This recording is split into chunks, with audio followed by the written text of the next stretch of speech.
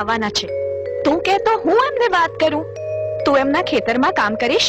તું જ્યાં હોય ને ત્યાં જે કામ મળે એ કરવા હું તૈયાર છું. હું હોઉં ત્યાં એટલે?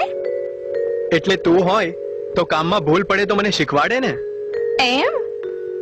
મને તો કઈ બીજી વાત લાગે છે. બીજી શું વાત હોય? એક સાચી વાત કહું? એના કરતા સીધે સીધું કહી દે ને. ધુડકી, મને તારો સંગ છોડવો હવે ગમતો નથી.